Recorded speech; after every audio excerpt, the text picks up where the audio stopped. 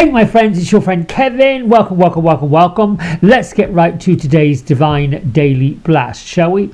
We are in an angel numerology. Ooh, looks like it's gone down a little low today. Well, let's just move the camera. Sorry. I had some technical difficulties yesterday. Probably because I was, sorry if I'm making you dizzy. I was cleaning and tidying and getting up behind all the nooks and crannies and crevices. All right, let's get on with this. We're at a number 9 angel numerology day, which I call it liftoff, but it is let's go. It's time to get with the program on a 9 day. Spirit angels ask us, what are we waiting for? We have to make these declarations. The 9 energy brings with it a time to be creative and artistic, moreover kind, caring, self-sacrificing. But I also think it's also a day, particularly right now, to be self-care. Exercise self-care. When you realize you are burning the candles at both ends, when you realize you're coming and going and pushing and shoving in different directions without really getting anywhere, that's a day to declare, today is a day that I spend time in self-care. Get a massage, meditate, go for a walk, be with nature. Now, the number 9 day works with the Empress and the Hermit. So 2 things can happen. You can be a mentor to other people or a mentor to yourself. It's also quite an interesting day because these 3 cards have significance these 3 this week, but they're significant, and I'll get to that in a minute. On a 9 day, we work with Archangel Michael, Archangel Gabriel, and Archangel Michael is that real divine masculine, and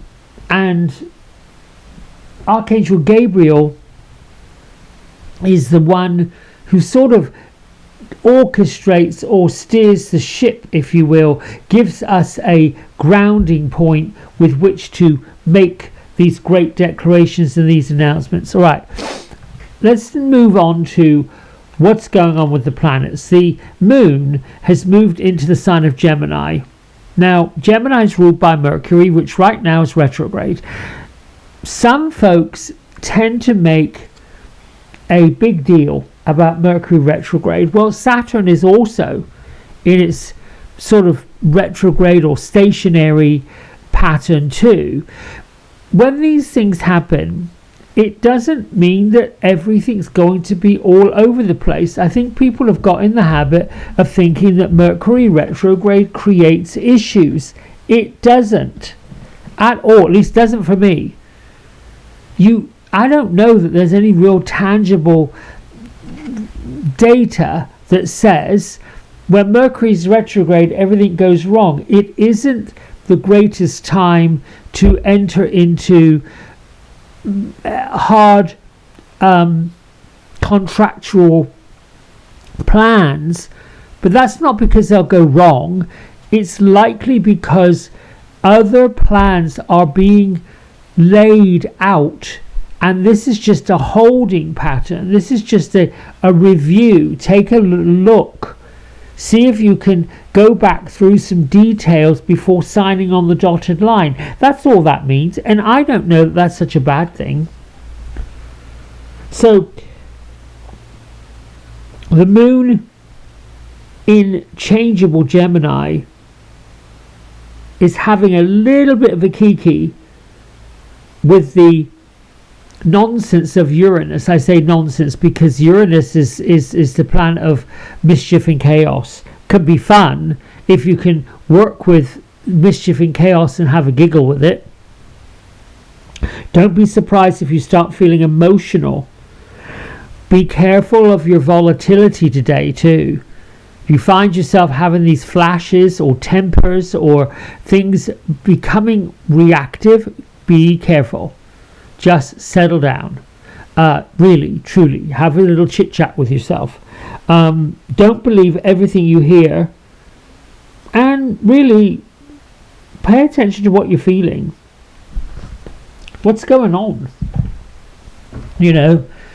Sometimes I have to have a little chit chat with myself, take myself off, take myself out, particularly go into the garden, get with the animals. This morning I was out super early.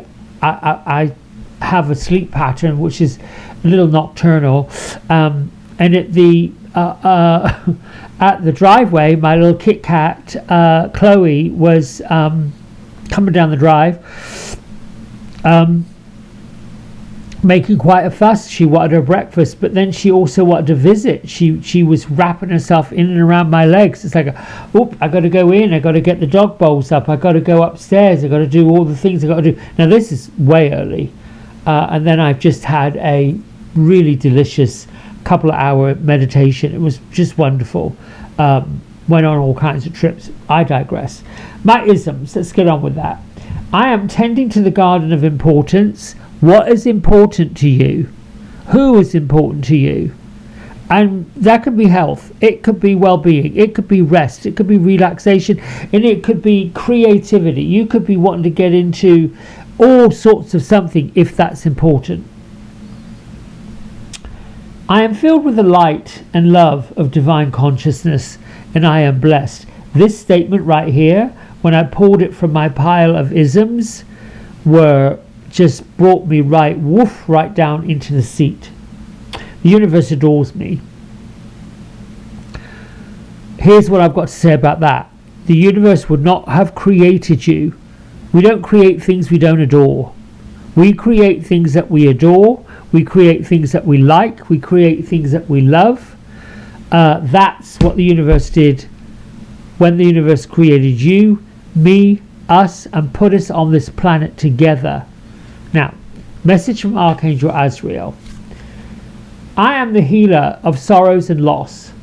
Allow me to bring you comfort and relieve anything weighing upon your heart. Here's your affirmation. I am stronger than my sorrows. My hope and faith always prevail. That, I think, is really where we're at. When you have these flashes today, when Uranus does their thing with Gemini and the moon, which is, we're coming up on a full moon. We're sort of at the end, we're almost at the end of the last quarter, and that full moon's going to pop up this coming week. All right, so let me move on to these three because these are important. So this morning I pulled my angel activation deck. Looks like this by Kyle Gray. And I pulled my Divine Masters deck, also by Kyle Gray, which I like to use as kind of guides, angels, something to do during the week. Give us a little pepper, if you will, a bit of spice. Why these two? Well, I pulled the box out and this one was sitting here.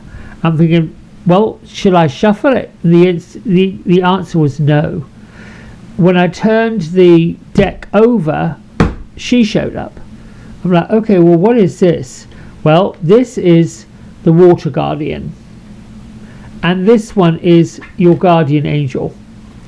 And I felt like two guardians, this cannot be a mistake. So starting with the Water Guardian, let your emotions flow. There are a lot of feelings within you, and it's time to let them out. Your emotions are powerful. They're messengers that allow you to express the soft, tender, more vulnerable parts of yourself. So don't fight and push against it.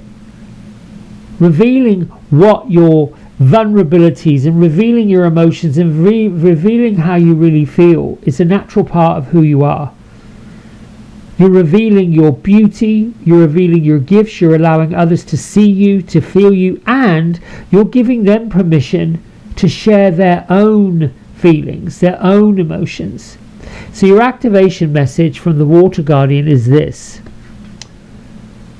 Water Guardian, I trust my emotions and I let them flow with ease. That's it. Now your guardian angel, we have them, we all have them. Some know the names of their guardian angels, some don't. I know mine are continually showing up, and I like that they show up, and then they give me a little insight into what energy they work with. It's a vibrational energy, not so much, well, I'm here to help you clean your cupboards, or I'm here to help you sort through your whatever. That's not necessarily what the guardian angels, they guide us. You're not alone. It's the big message from them. And the activation is, I welcome all levels of support from heaven and earth. We have to invite them in. They don't just show up. They're there. They're always there. But if we want their help, we want their assistance, we want their guidance, we have to ask them. Thank you, guardian angels, for being with me today and always in all things, in all directions of time and space. Let there be no limit to the ways in which you stand firm with me, helping me, guiding me. My strong suggestion would be to change up the conversation you have with your guardian angel. Have a different conversation. Still ask, still invite them in, but change the way that you word it a little bit. For no other reason other than it does make the mundane creep in when we do the same thing, same time, same day, same channel, same this, same that. It doesn't, in other words, it doesn't have the same effect when you repeat. Repeat is fine if you are still present to what you're repeating, but not if you just do it out of rotation and not paying attention to what you're saying. Everything we say, everything we do, all the statements we make are felt energetically, vibrationally. But we have to be present to feel it, rather than everything else will be an unconscious statement. I feel like I'm waffling on it today. I have this Divine Master is Gaia, the Mother Earth herself. And you see this gorgeous image, the rainbow, and she's basically a tree. An oak tree, and look, you've got rain coming down with a rainbow. What Gaia's here to do with us all week long is to remind us that we are a resilient spirit.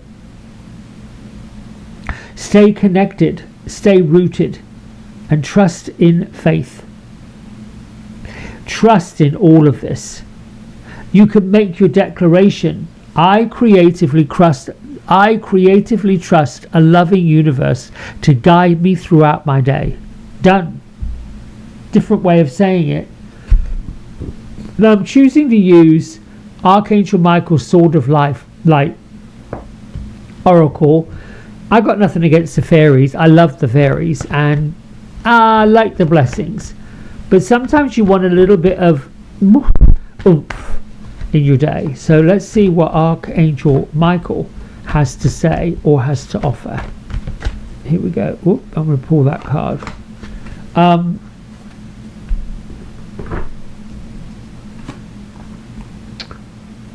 Have no fear. Well, you don't need any fear. If you're using your guardian angels, Mother Earth, Archangel Azrael, your isms. Fear is a trap of the ego. Fear also leads to frustration. Also leads to reactivity because assumptions pop up. Allow me to use my Sword of Light to free you from disquieting feelings that hold you back. I'm going to say this.